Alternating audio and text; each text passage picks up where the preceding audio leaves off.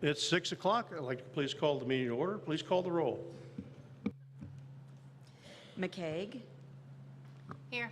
Wertz. Here. Johnson. Here. Rust. Here. Trent. Here. Griffin. Here. Ware. Campbell. Please stand for the Pledge of Allegiance. To the flag of the United States of America, and to the republic for which it stands, one nation, under God, indivisible, with liberty and justice for all.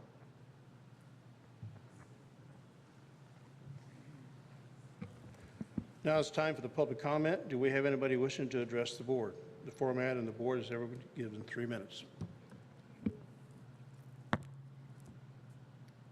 Nobody want to address the board? We'll move on. An enrollment update. Is that Amir?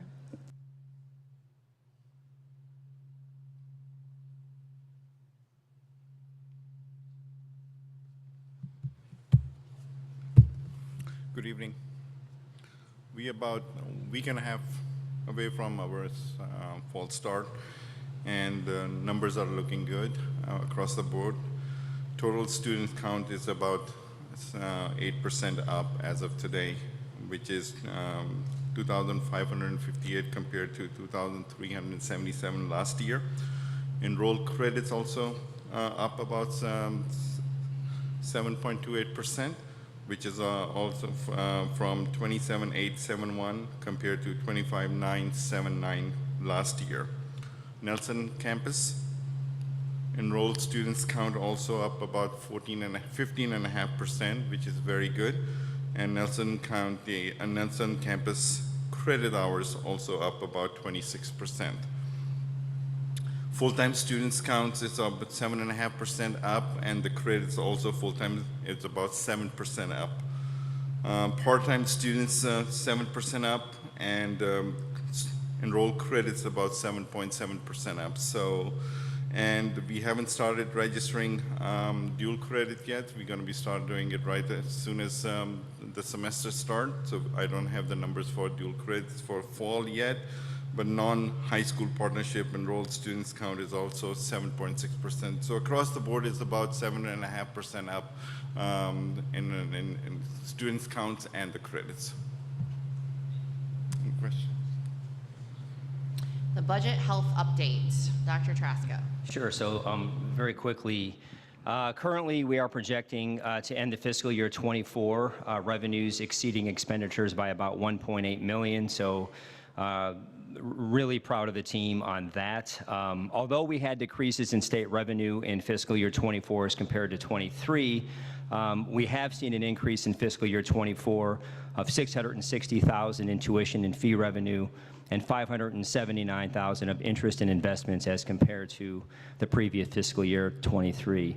We are still seeing our largest savings in salaries and benefits, in spite investing more and more in the team. There were a number of full-time team members who either resigned, retired, or were promoted during the fiscal year 24. Those positions were not filled. Among this, difficulty in filling some positions and/or hiring replacements for some positions, and a better than expected outcome on health insurance has contributed to the $1.5 or so million savings in actual versus budgeted salaries and benefits. And again, you know, our focus has really been on resetting and refocusing budget. And as I mentioned even today on the all-team meeting, you know, for fiscal year 26, we're really going to focus on more of a zero-based approach. It'll be a little bit of a different strategy for the team, but as I've told everyone, there's always going to be access to dollars. We just need to be sure they're tethered to the strategic plan and to ultimately serving our students. So in spite some of the woes we felt over the summers, we were planning for this next budget with the state. We've been doing pretty well on the performance side, so thank you. Dr. Traska, you mentioned, just touched on personnel a little bit, and this kind of made me thinking, maybe I'm out of the loop on this, but where do we stand on hiring a chief information officer, I'll call CIO? That's not the right title, but you know what I mean, right? The chief data and technology officer? Yeah, we've actually done a great job with that because we hired Ron like earlier this year. So, Ron Wall right there. Yeah. So, yeah, yeah. So he's you know. I thought I might be out of the loop. Yeah, A little loopy. yeah, a little loopy. Yeah, yeah. He's also responsible for the great part of the update around technology and data. So yeah, Ron's been in the role 6 months. Yeah, 6 months. So. I guess you haven't made that much of an impact yet, Ron. I don't know what to say, you know.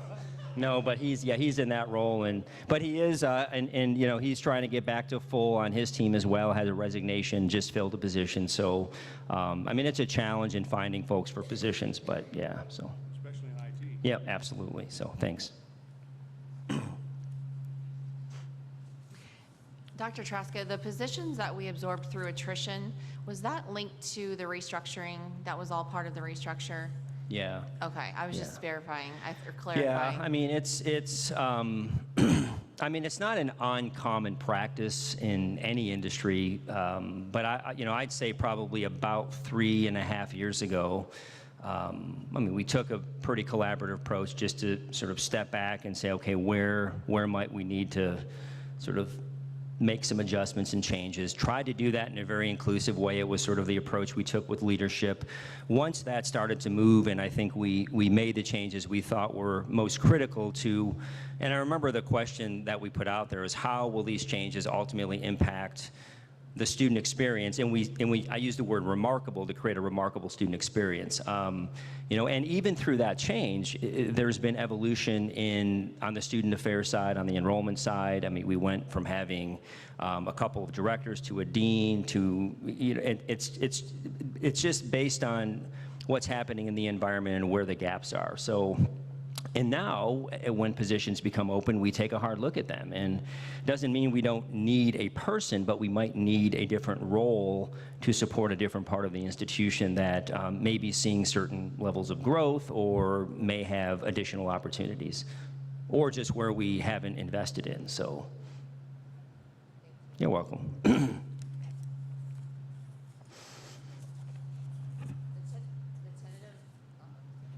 The tentative FY25 budget presentation. Yeah, so that's back to me. So I have a prepared statement that I've been working on. Before I start, I just want to thank everyone who's helped prepare this. Mary, Cindy, her team spent a lot of time sort of finalizing this today, so I'll go ahead and present this to the board and to the community.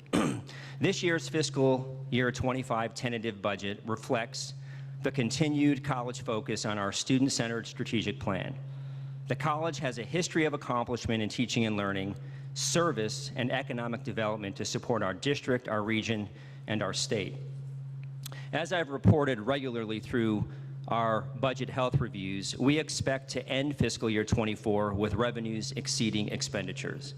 As in prior years, our entire team has done remarkable work of staying within budget, even conserving dollars when possible, while still focusing on growing enrollment strategy, expanding access, and exploring new methods to bring agility and flexibility to our services and programs. This cannot be accomplished without a team that is grounded in dedication and focus on student progress and success. So, fiscal year 25 budget. As to our tentative budget presented tonight for fiscal year 25, all of us, led through the finance team of Mary Schulte, Cindy McCoy, have worked diligently and through a common lens of efficiency and relevance to construct Lewis and Clark's fiscal year 25 budget. This was of particular focus as fiscal year 25 state funding allocations decreased nearly $3.2 million from fiscal year 24, the greatest decrease noticed in our equalization grant revenue. On the other hand, property tax revenues overall increased 10%, with Calhoun County having the greatest increase of 13.3%. Madison County, 10%. Macoupin, Jersey, Greene counties had increases of slightly over 8%. Morgan County had a 3% increase, representing the low side of the EAV increases, and Scott County was slightly higher with a 5.2% increase. The Lewis and Clark budget balances responsibility and accountability to our taxpayers, team members, and to our entire region. Our budget process aligns with our 4 key directions to support targeted growth through funding replacement full-time faculty positions, and most recently in early child care development, nursing, web design, and development. As you are aware from previous reorganizational work, we continue to carefully evaluate all positions that become vacant and diligently work to design roles that may support long-term essential needs for the institution. A few critical questions will always frame these decisions, and those questions are: how does our recommendation support student success and our team, and does our recommendation align with our 4 key directions? The fiscal year 25 operating budget philosophy continues to involve participation across departments of the college.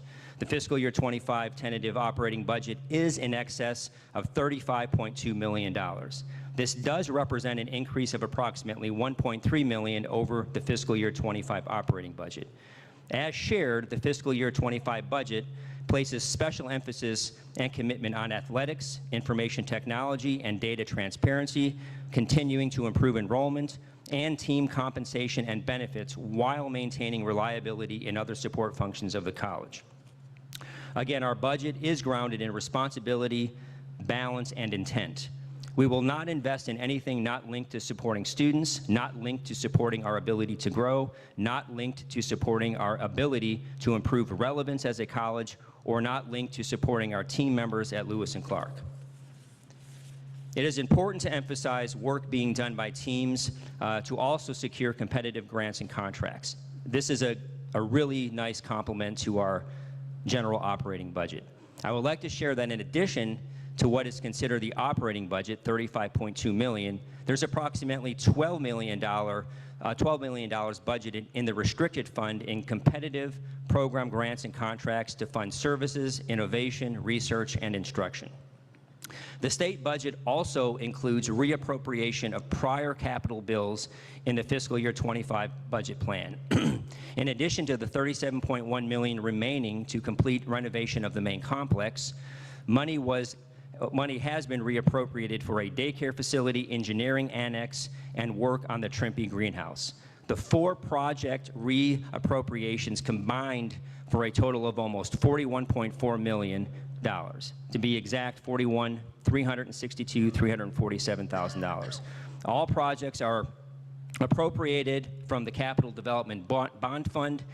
We are still waiting guidance from the state as to how and when these funds for the latter 3 projects will be released and made available to pursue these projects. And kind of a side note, I'm not very confident in that happening anytime soon. We'd like to get the main complex going. Additional highlights for the fiscal year 25 budget: continuance of fully insured group health and full-time employee and overall employee benefits at an overall increase of 7.4%. This last year, salary increases for the full team were at 4%. The total operating budget is right again under $31.7 million in revenues. 12% of the budget, approximately $3.8 million, comes from the state of Illinois through the Illinois Community College Board. 46.9%, approximately $14.9 million, comes from the college district. 29%, approximately $9.1 million, comes from tuition and fees. 2% is approximately $700,000 of our budget, represents other sources such as sales and services, investment revenues, and facility rentals. About 10.1%, approximately $3.2 million, are funds that are or can be transferred in from indirect cost from the restricted grants and programs, tech plan, and from our working cash interest. The operating budget reflects revenues to be approximately $3.5 million less than expenses for fiscal year 25. The excess in expenses will come from our surplus and our operating funds. As we have reported in our budget updates, the college is coming off of a time where it had been receiving an unprecedented high allocation of corporate personal property replacement tax revenue. That's our CPPRT revenue. Fiscal year 24 CPPRT revenues were reduced significantly from the year before. We have been notified of another significant reduction expected in fiscal year 25. We project that the amount we will receive to be $600,000 about 1.4 million less than received in fiscal year '24. So again, a little side note there is, again, this is another reason why we are required as an institution to really pay attention to the budget, to really pay attention to revenue, to really pay attention of how we fill positions and where we invest, because you know, as grateful as we are for the state of Illinois for providing a very significant part of our budget, you know, you can't count on that necessarily all the time. So we have a good reserve, and while that's good to tap into for investment in innovation and other things, we have to be careful with, is the investment going to compound year over year? Is it a one-time, hey, we're going to buy a piece of equipment, or are we investing in a person? If we're investing in a person and it's, hey, it's only $50,000, well, that's $50,000 every year, plus benefits. So we really have to be careful on that, and that's just being mindful and being responsible to the budget. So again, total budget and operating fund expenditures will total approximately $35.2 million for fiscal year '25. More than one half, about 55.2% of the total budget is in direct support of instruction, academic support, and student services. That is up. Fiscal year '25 was 56.1, so I should say that's down slightly, about 1% this last year. Operating and maintenance represents 21.5% of the budget for this year. Last year we were at 21.6, so I mean, not insignificant, but a very small drop for this year over last year. Institutional support, scholarships, and public service represents 20.1% of the budget, a little bit up from last year. Last year we were at 19.2% of the budget. Interfund transfers represent 3.2% of the budget. Fiscal year '24 was 3.1% of the budget, so slightly up there, up this year over last. Total salaries are 59.5% of our total operating budget. Last year that was 58.8, so up about 0.8%. And again, there was a question earlier by a board member on where we sort of fall within kind of the mix of other community colleges. I have to verify that, but I think we're right around in the middle of the pack. You know, there are some schools where 60 or 70% of their budget is payroll. You know, some are about 50%, so I'd say we're right around the middle across the 48 community colleges. So again, these are some of the highlights of this year's budget. I recommend this budget to the board for review and subsequent approval during our September 17 board meeting. With that, I do want to thank the board for being continued active participants in this year's budget process and in supporting the priorities and the focus that we've presented. One of the things that I'm really proud of is we've created a budget planning sheet, which really never stops being developed. We started that a couple of years ago, and the board sees that a couple of times during the process, so you understand where our priorities are and what might be moving over to the following year.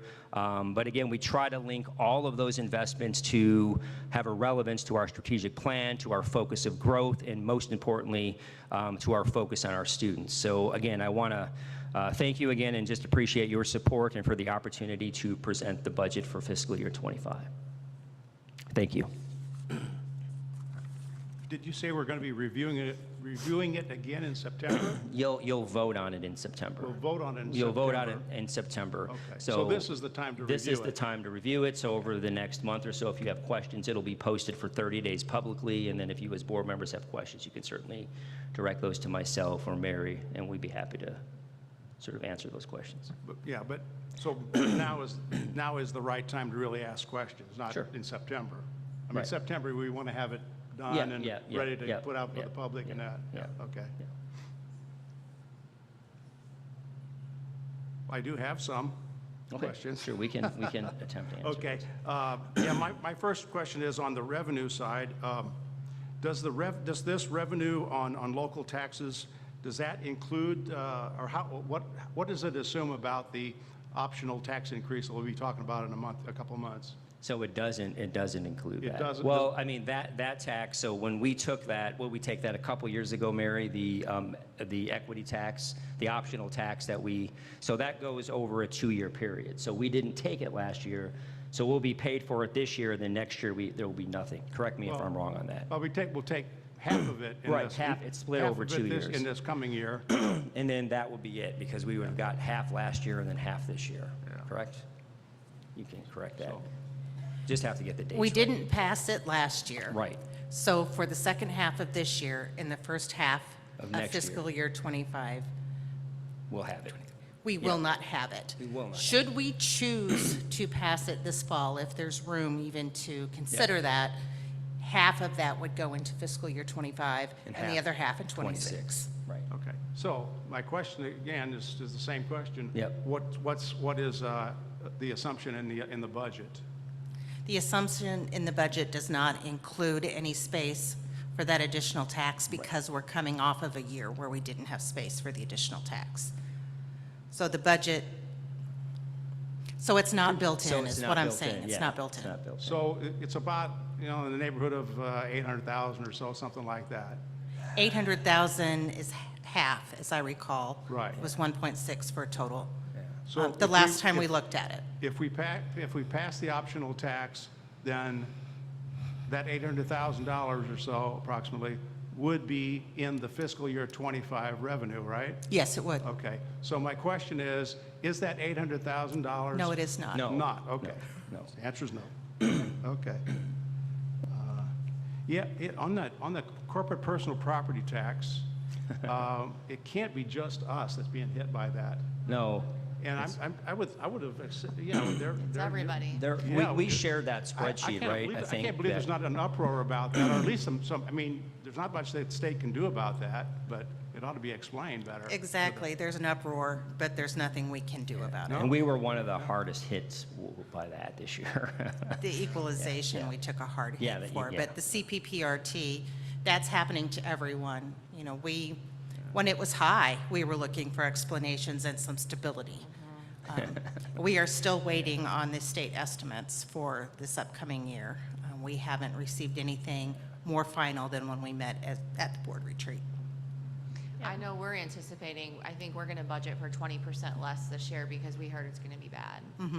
So that would offset, though, if we did end up doing that tax, that would offset the CPPRT deduction that we're gonna see in the next fiscal year. Potentially, yes. Because you The- said the you think problem- it would generate $600,000 is what you said? The Oh, I CPPRT? think it could.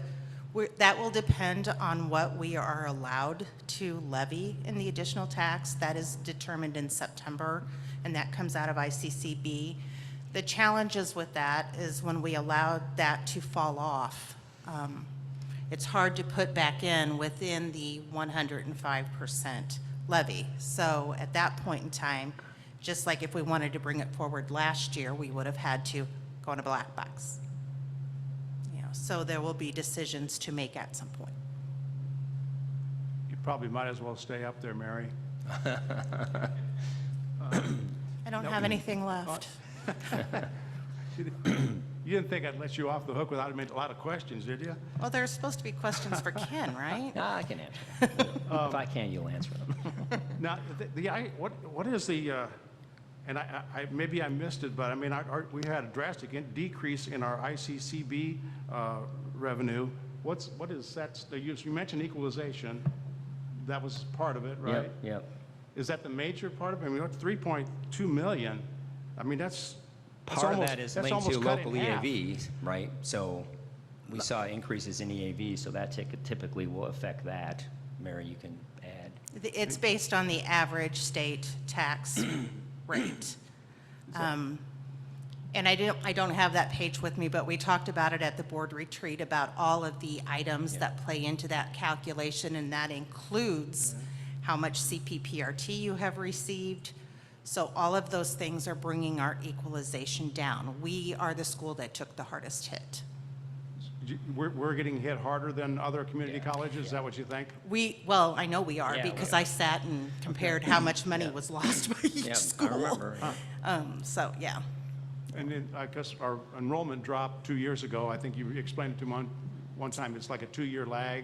Yes. So we're being hit by the enrollment decrease 2 years ago, right? It does consider credit hours. It does consider CPPRT. It does consider access to tax base.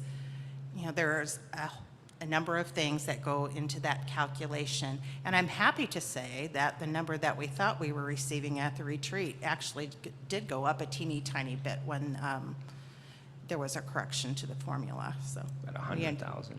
We ended up with a little bit more. About 100,000 But we'll take less. it. Yeah, we'll take it. I have a question about, on the interfund transfers. So looking at page 2, is a little bit of a detail on the interfund transfers.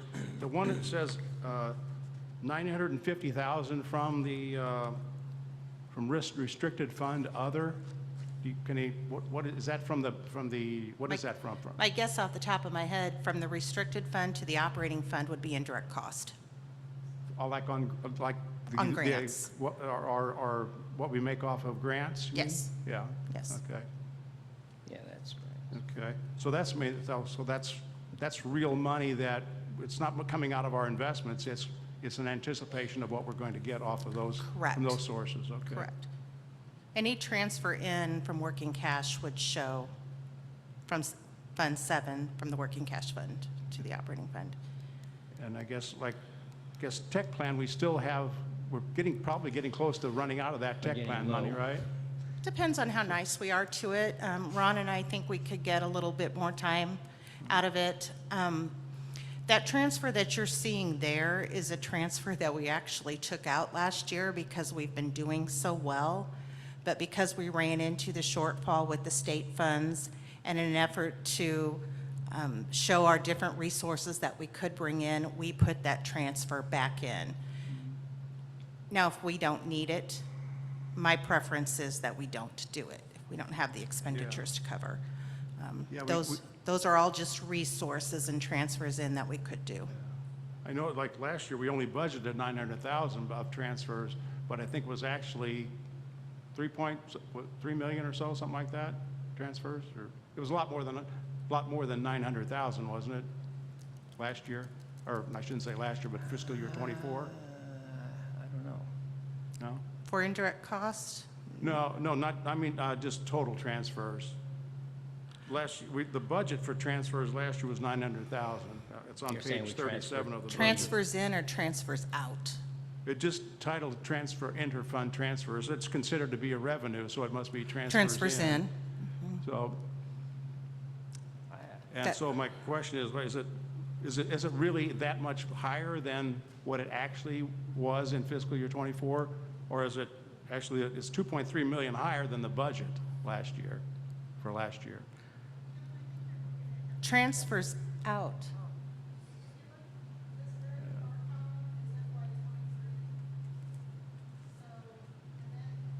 Cindy? Yeah, we're good with this.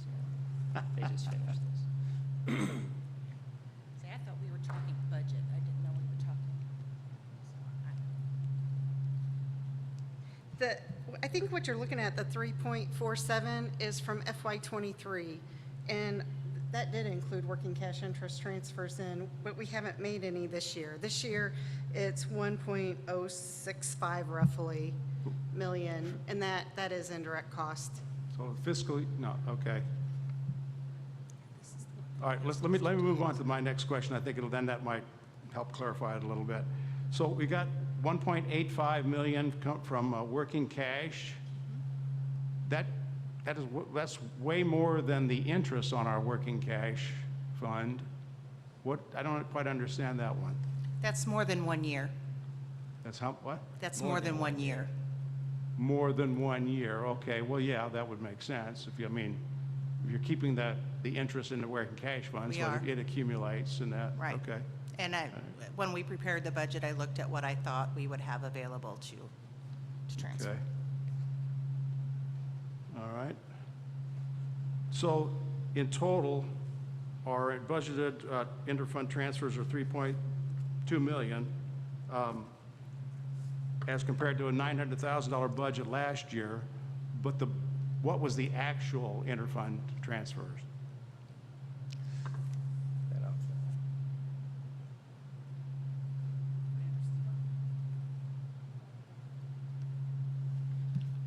Are you talking about what we're budgeting in FY '25, or? I'm talking about, I'm asking what was the actual interfund transfer amount that would be comparable to the 3.216? I mean, for fiscal year '24. Yeah, right, for last Yeah. year. No, we haven't transferred working cash. No, we Okay, so we haven't This is transferred, 25. yeah, but that's what he's asking, the 3.216. Okay. So, was talking about that. so as of right now, we have not transferred any working cash interest Oh, into FY '24, nor did we transfer any tech plan money. So what you're looking at, the $1,064,000, roughly 65,000, is all like indirect costs based off of grants. okay, okay. Okay. Yeah, that's yours. Okay.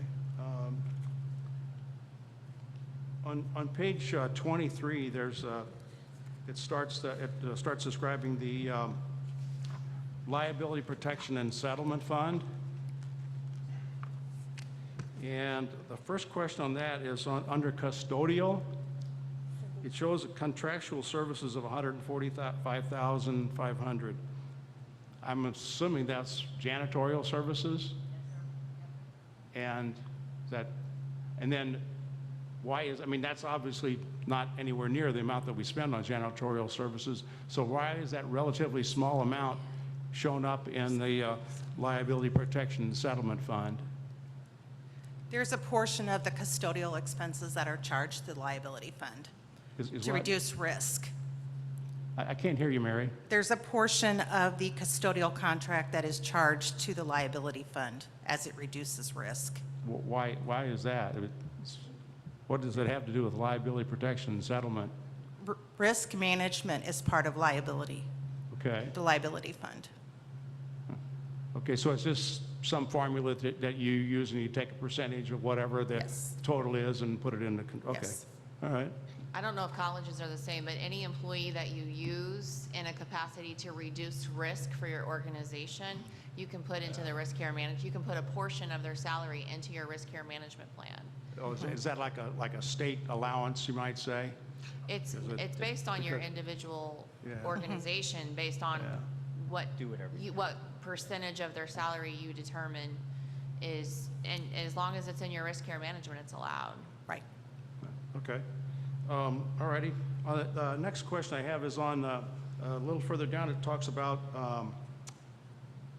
employee benefits, $427,182 under institutional support.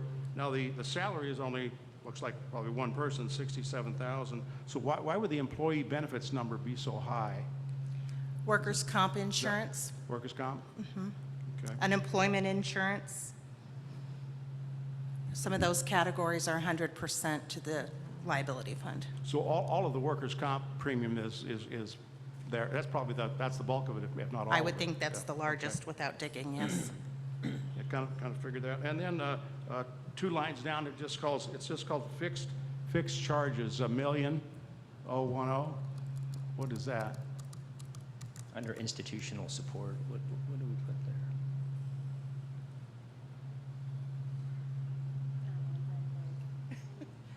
We're drawing a blank on that one. Fixed What do you mean? Fixed We're charges. going to wait until later? We'll have to go back and look at that one. That obviously is something quite large. I would say $1 million is Yeah. pretty Yep. large, yeah. Yep. But right now, we're not coming up with it. Okay, well, let me move on to the next thing now, and we'll be moving on here to, let's see, on page 5, we have an item called, under scholarship, student grants and waivers, it just says $440,000. That's the scholarships number, right? $440,000? Can I go back to the previous question? Oh, sure, previous question, sure. Property insurance, Property ca- insurance, all Property those- casualty insurance? all those miscellaneous insurances, yes.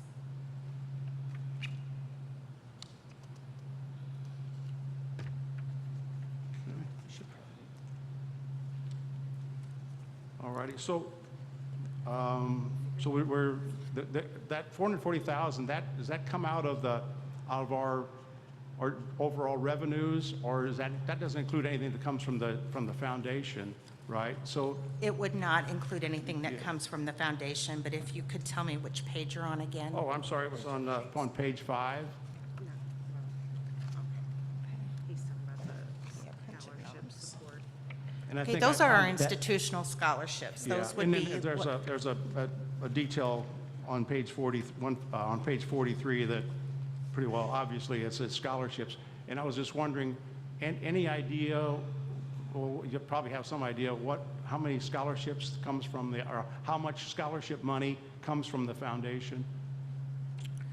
Dwight, maybe you know, I don't know. Probably, I'm going to guess, I can tell you, this year alone, out of our general fund, we spent 125,000.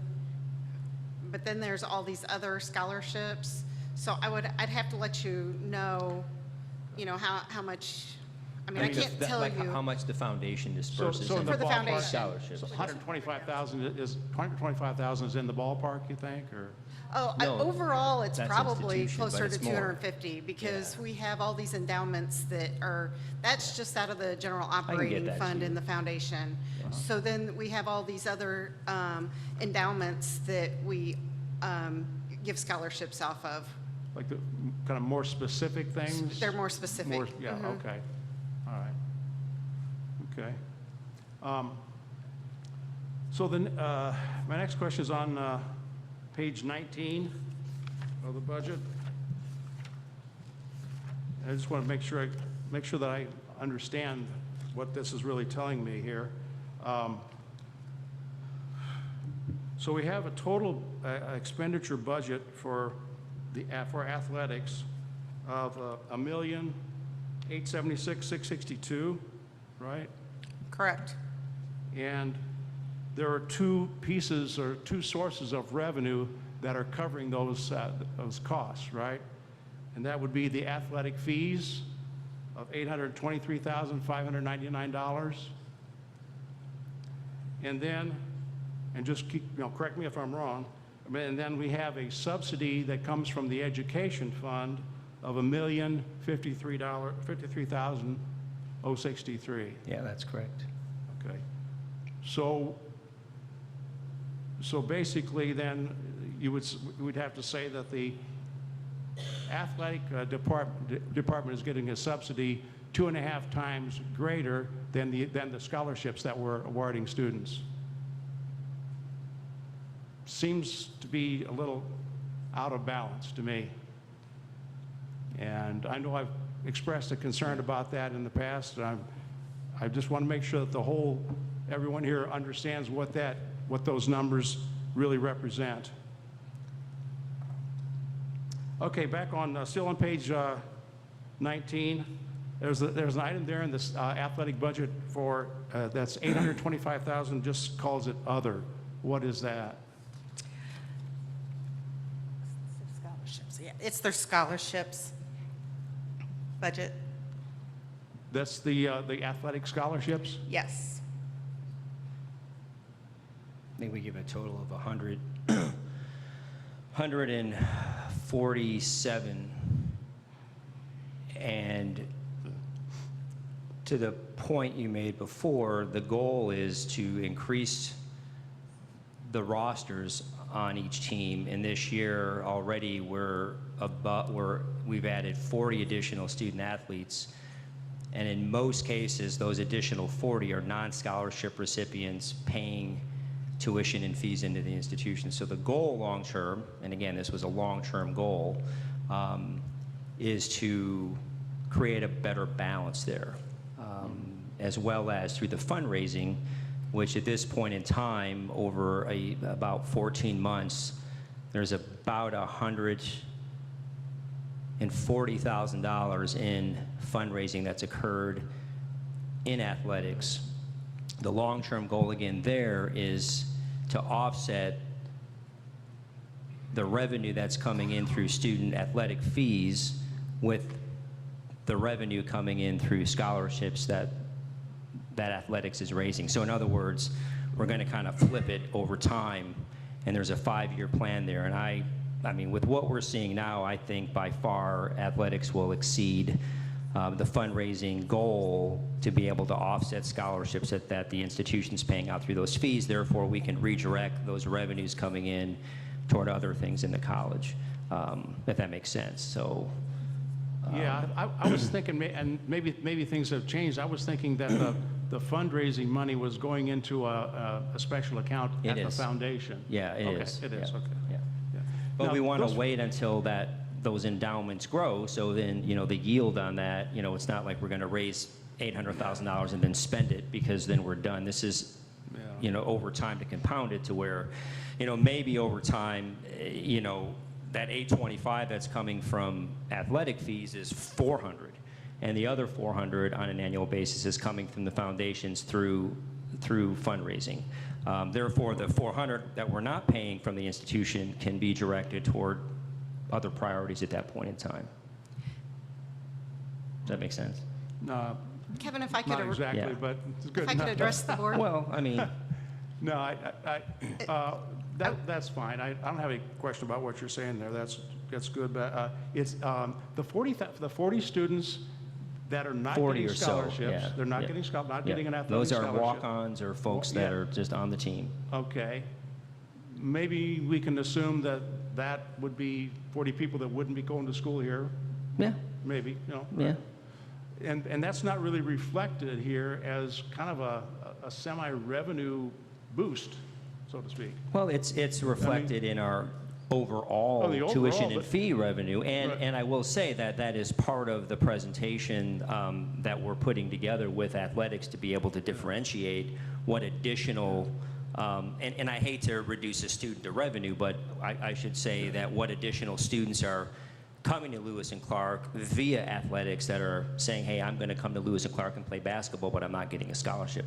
And maybe they wouldn't have come here otherwise. I mean, it's hard, unless you ask each of those students, would you have come anyway? I'd say it's probably, to be fair, 50-50. Yeah, I was going to come anyway, but no, I wasn't, but I really like what's happening in basketball. I want to get the experience, so I'm going to come to Lewis and Clark. I think that'd be, I don't know how you could. Yeah, we can- I don't know whether you could put it in the budget or not somehow, but as a footnote, Yeah. it seems like that the athletic spending is causing an indirect boost in our Sure. student revenue. That was the goal. Yeah. So it's, Would you like to address the board? Yes. So under Cody's model for athletics, the fundraising model is 80% of what the athletics, because a lot of this is being raised through the teams. So 80% of it is going to their club account, and they're trying to build their club account to help offset the costs that the college is paying out. And then 20% is going to the foundation. So 10 of it is going to build an endowment, and 10 of it is going to fundraising that they can use for other costs, say like if a team makes it to nationals, then they're wanting to have that fundraising part to be able to pay for that, to take some of the burden off of the right.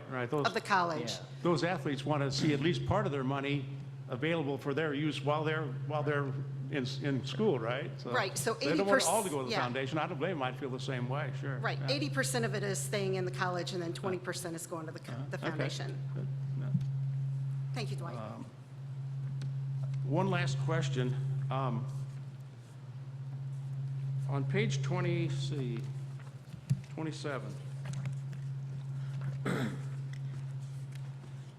on page 27, it talks about this, it gives a description of the auxiliary fund, auxiliary enterprises fund, and I'm somewhat concerned, and maybe I probably shouldn't be, but it says that this is for activities that are intended to be self-supporting. Only monies over which the institution has complete control should be included in this fund.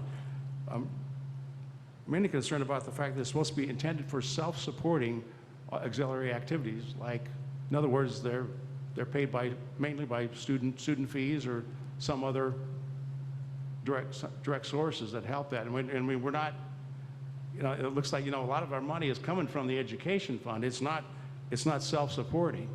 And this would apply not only just to athletics, they're by far the most that need a subsidy, but there are other activities that are getting subsidies too, relatively smaller amounts.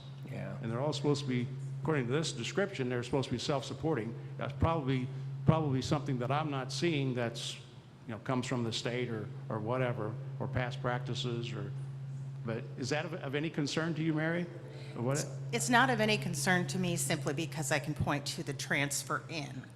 But yes, I understand what you're saying. And at one point in time until within the last several years, the athletics was self-supporting with its own monies as well as other monies within the auxiliary fund.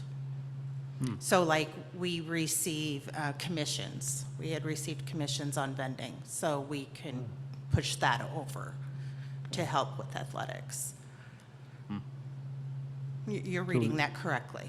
I mean, if we don't abide by this paragraph on auxiliary enterprises fund, is it going to get us in trouble, or could it get us in trouble somehow? I don't think so. I won't tell anybody. I think we just told everybody, I'm sure that every college does the same sort of thing. right? I mean, the other option you have is to create athletics and put it in the operating budget and charge your expenses there, and try to divvy that up.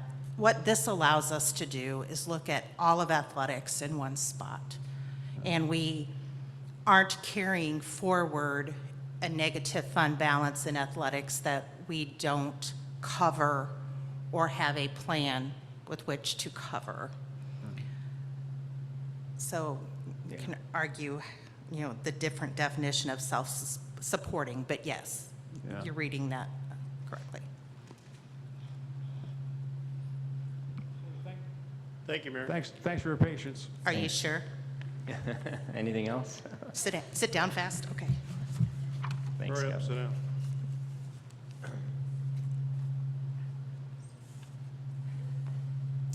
Program update, the truck driver training.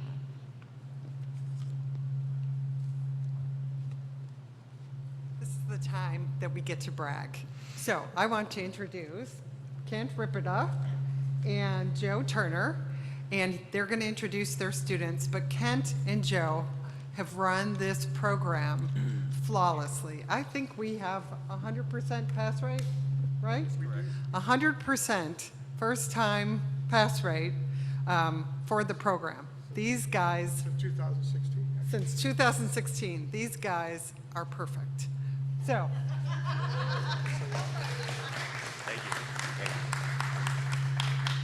I want to introduce, these three students are from Jerseyville, from the Jerseyville Come up to the microphone. area. Come up to the microphone, please. Yeah. These three students here are from the Jerseyville area. All three actually graduated this past year. They attended our summer course. They probably weren't real crazy about originally, being in school this summer. And we had to rein them in a little bit at the beginning, but I tell you what, they really bear down, and they did great. I got Matthew Van Ullman, Walker Kalau, and Wade Getton here. And they were three. We had 7 in our summer course altogether, and all 7 did pass. 5 males and 2 females. We are seeing just about every class now, we got 1 or 2 females too. We're definitely seeing an increase in the females attending our course. But really proud of them. They did a great job, really buckled down. And you guys want to say anything? So when you say they passed, does that mean they took their CDL, or is that what you're talking about? Yeah. And they were successful in completing the CDL? Okay. That is correct, yes. And both the course as well. Do you want to explain quick? What's that? Do you want to explain about the truck you're purchasing, the street? Oh, yeah. We are looking at starting a Class B course probably in January. There's a little bit of a niche there for the B. That would be rated at 26,001 or more pounds, but it wouldn't be a combination vehicle. We're in a process right now of purchasing a Class B box truck, and we think there's a niche there. That would serve a lot of your local areas, your ready-mix trucks, garbage trucks, lumber yards, lumber And just, there's, I think, a good niche there, and we're hoping it takes off. We're looking forward to that and possibly hiring a part-time instructor to do that. We do have someone lined up possibly for that, so we're kind of excited about that too. We really are. Do you gentlemen have plans?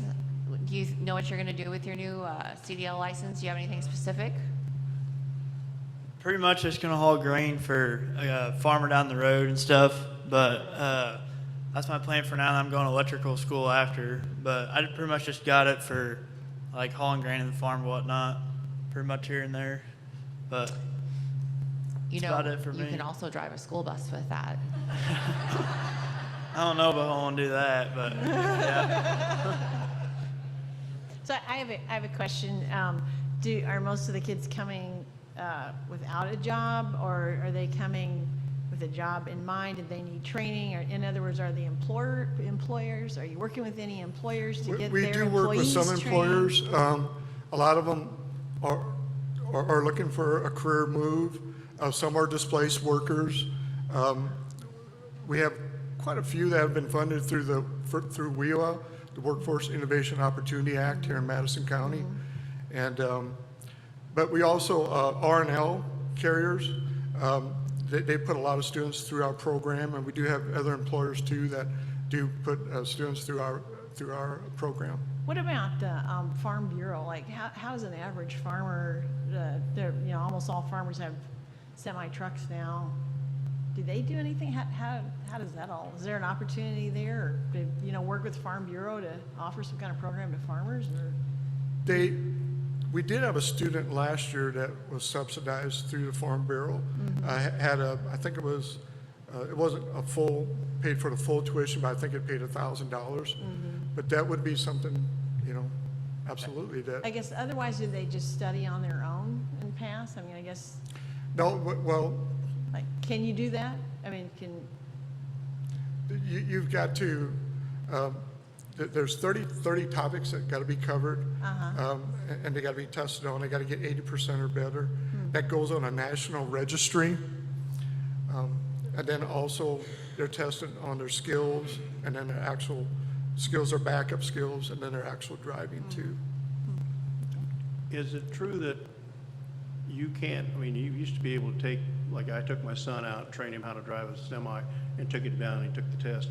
I was told now that you have to take the test, you have to come from a certified school or a registered school. You can't go out. That is correct, as of 2022.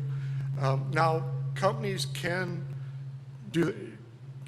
certify an employee if he has a CDL for 2 years. Some companies can do their own training if they meet the certification, but otherwise they are required to go through a school or a training process. So what she was talking about, a farmer wants to get a CDL, or sons, he can't just go down and take the test. Right, that is correct. Okay. Yep.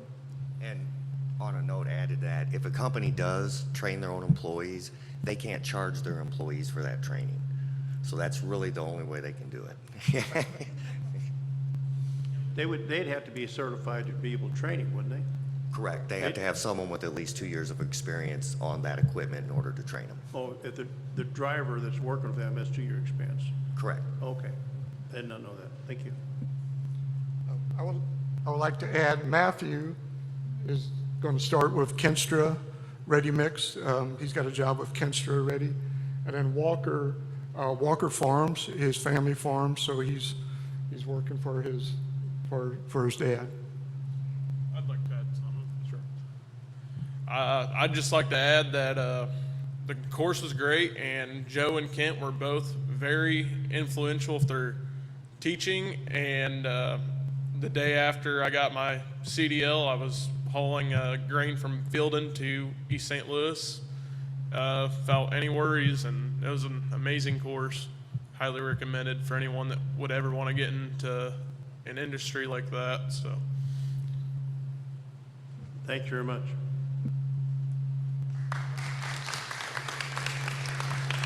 Thank you all.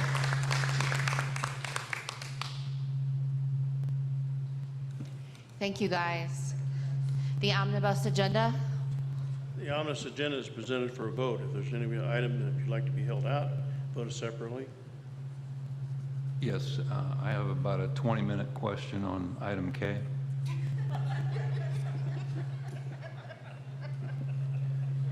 Okay. We need a motion to pass the omnibus agenda less item K. Do I have a motion? Do I have a second? Discussion? Call for the roll, please. McCaig, Yes. Campbell, Johnson, Yes. Rust, Yes. Trent, Yes. Griffin, Yes. Wertz. Yes. I'd like to, a motion to approve item K. Motion. Second? Discussion? Yes. Bear with me. In the bid proposal, under the scope of work for all of this glass, about the fourth sentence down, under the source of work, it says, will wash all windows included in price. Then down below, there's an asterisk, says, does not include final cleaning of glass. I don't quite understand that. Thoughts on that one? No, I'm just not reading that too, so we'll clarify that before we ask anyone to sign it. Okay, no worries. Thanks, Larry. Is that clear?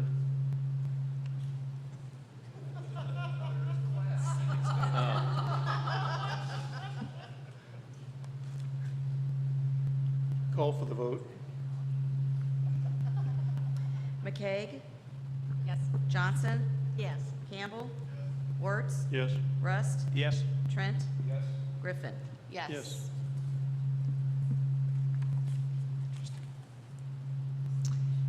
Action items.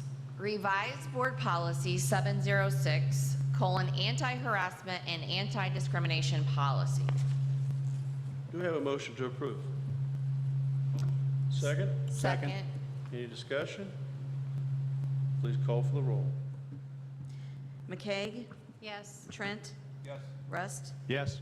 Griffin, Yes. Campbell, Wertz, Yes. Johnson. Yes.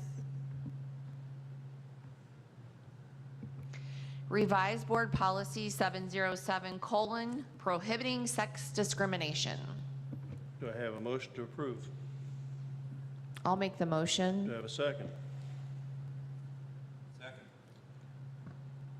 Any discussion? Please call the roll. McCaig, Yes. Griffin, Yes. Trent, Yes. Campbell, Wertz, Yes. Johnson, Yes. Rust. Yes. Revised board policy 803, smoke-free campus. Do I have a motion to approve? I'll make the motion. Do I have a second? Any discussion? Please call the roll. McCaig, Yes. Griffin, Yes. Johnson, Yes. Rust, Yes. Trent, Yes. Campbell, Wertz. Yes. Change the September 17th, 2024 board meeting location. Do I have a motion to approve? Motion. Second? Second. Any discussion? Please call the roll. McCaig, Yes. Rust, Yes. Griffin, Yes. Campbell, Wertz, Yes. Johnson, Yes. Trent. Yes. Change the November 2024 board meeting date and location. Do I have a motion to approve? Second? Any discussion? Please call the roll. McCaig, Yes. Trent, Yes. Johnson, Rust, Yes. Griffin, Yes. Campbell, Wertz. Yes. Change the February 2025 board meeting date. Do I have a motion? Second? We'll call, any discussion? Please call the roll. McCaig, Yes. Johnson, Campbell, Wertz, Yes? Rust, Yes? Trent, Yes. Griffin. Yes. Change the April 2025 board meeting date and location. Do you have a motion to approve? Motion. Second? Second? Any discussion? Please call the roll. McCaig, Yes. Trent, Yes. Rust, Yes? Griffin, Yes. Campbell, Wertz, Yes. Johnson. Yes. Informational items. Dr. Traska, is there anything that you would like to highlight? Yeah, the recognition report for sure. So Lori, if you want to do that.